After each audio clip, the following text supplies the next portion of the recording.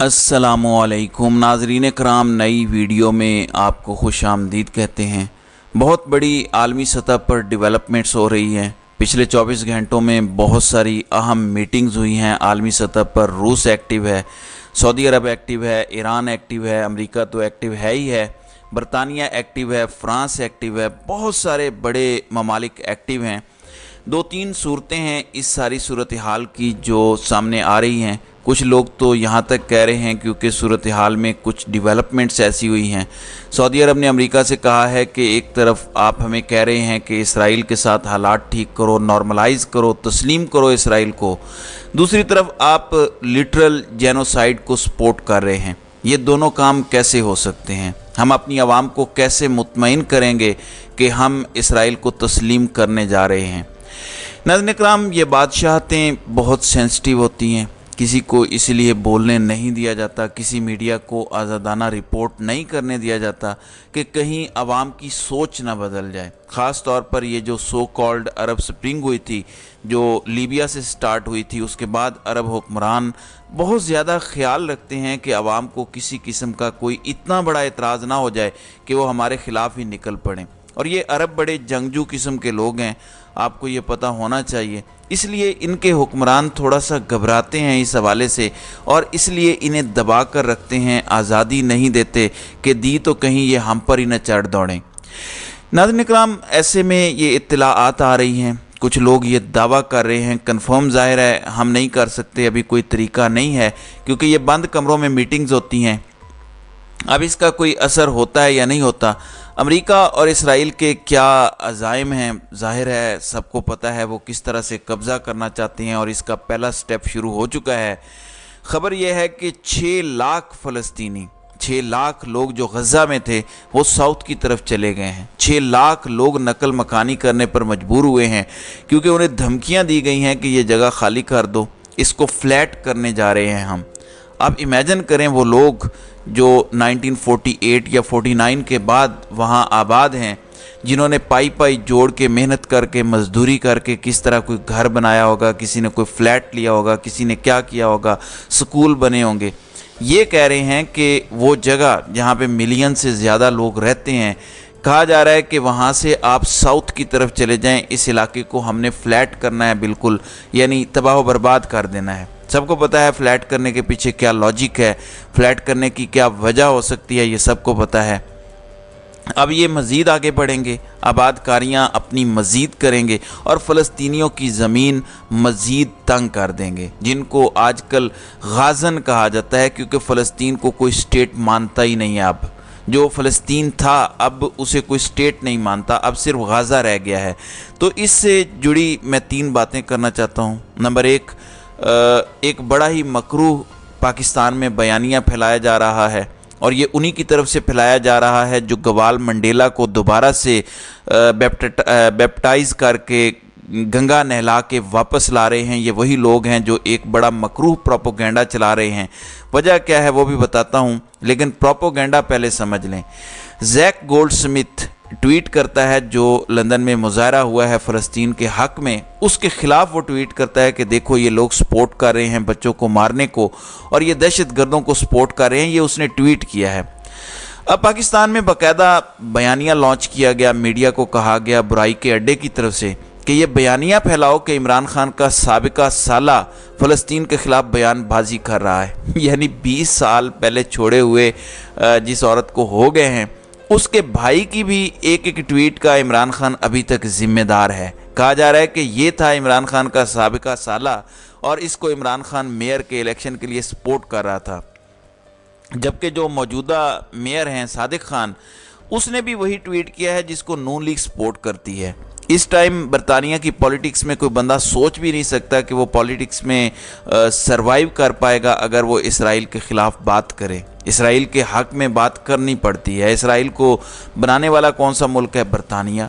यहाँ पर कोई रह के क्या कर सकता है? वो तो पैदाइशी जियो है, वो तो वही बात करेगा। لیکن اس کا ذمہ دار بھی عمران خان ہے، جبکہ نواز شریف اپنی سگی اولاد کی جائیدادوں کا ذمہ دار نہیں ہے، اور ہمارا چیف جسٹس قاضی صاحب اپنی بیوی کی جائیدادوں کے ذمہ دار نہیں ہیں۔ لیکن عمران خان 20 سال پہلے جو سالہ تھا اس کا آج بھی ذمہ دار ہے کہ اس نے یہ ٹویٹ کیا ہے، اور اس پہ باقاعدہ کمپین بنائی گئی ہے، میڈیا کو یہ سب کچھ دیا گیا ہے، سوشل میڈیا کو دیا گیا ہے، باقاعدہ ٹاؤٹس اس پر ٹویٹس کر رہے ہیں، ٹرینڈ بنانے کی کوشش کر رہے ہیں۔ لیکن میں آپ کو تصویر کا اصل رخ دکھاتا ہوں۔ جمائمہ خان، جس سے عمران خان نے ایکچولی شادی کی، اگر آپ ان کے اکاؤنٹ پر جائیں اور پڑھیں کہ وہ کیا لکھ رہی ہیں، وہ کہتی ہیں کہ donate to UNICEF's appeal for children in غازہ۔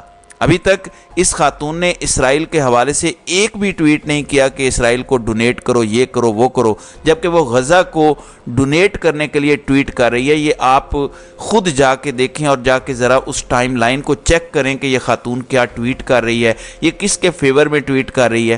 یہ تھی عمران خان کی سابقہ اہلیہ، جبکہ یہ کہہ رہے ہیں کہ وہ تمہارا سابقہ سالہ تھا، اس نے یہ ٹویٹ کر دیا۔ وہ پرانے 20 سال پہلے کے رشتے جو اب ٹوٹ چکے ہیں، ختم ہو چکے ہیں، طلاق ہو چکی ہے، اس کا بھی عمران خان ذمہ دار ہے۔ لیکن بات یہاں پر یہ نہیں کریں گے کہ جس خاتون سے عمران خان نے شادی کی تھی، جو ایک یہودی کے گھر پیدا ہوئی تھی، وہ بھی غزہ کا ساتھ دے رہی ہے، فلسطینیوں کا ساتھ دے رہی ہے۔ دوسری طرف نواز شریف ابھی ایک لفظ نہیں بولا اسرائیل کے خلاف، ایک لفظ نہیں بولا۔ چلے اسرائیل کے خلاف نہ بولتا، ڈرا ہوا ہے، کم از کم مظلوم ماؤں، بہنوں، بچوں کے تو حق میں ایک لفظ بول دیتا، لیکن اس کو توفیق نہیں ہوئی۔ کیوں؟ اس لیے کہ انہی کی گارنٹی لے کر آ رہا ہے مبینہ طور پر جو یہ سارا ظلم کر رہے ہیں۔ در حقیقت یہ اسرائیل کا ایک سفیر ہے جو پاکستان آ رہا ہے۔ بنیادی طور پر اس کو سمجھیے گا، بھارت اور اسرائیل کے مفادات کا تحفظ کرنے کے لیے ایک بندہ چاہیے، اور یہ بہترین چوائس ثابت ہوگا اس معاملے میں۔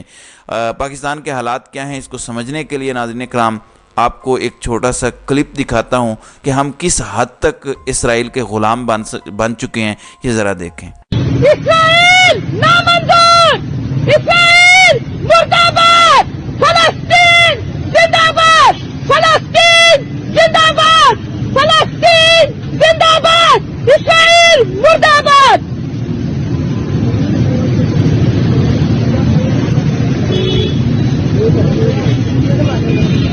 آپ بہت اپنی ہاتھ مت لگائیں، ہاتھ آپ میرا۔ جی، اسرائیل مردہ آباد اور فلسطین زندہ آباد کیوں کہا؟ اس پر پولیس پکڑنے آ گئی ہے۔ پنجاب پولیس کو یہ آرڈرز کس نے دیے ہیں؟ کون تحفظ کر رہا ہے ایک ظالم ریاست کا؟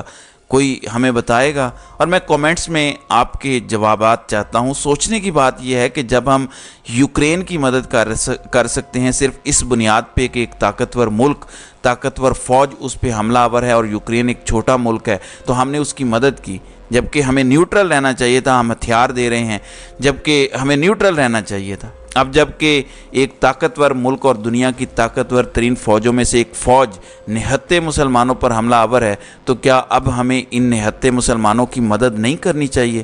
کیا انہیں بھی اسلحہ نہیں دینا چاہیے؟ کیا ہمارے جہاز وہاں ان کی حفاظت کے لیے نہیں جانے چاہیے؟ اور میں ایگریشن کی بات نہیں کر رہا، کیا as a piece keeping force Pakistan کو اپنی فوج نہیں بھیجنی چاہیے وہاں پہ امن قائم کرنے کے لیے، ہسپتالوں کی حفاظت کرنے کے لیے، سکولوں کی حفاظت کرنے کے لیے؟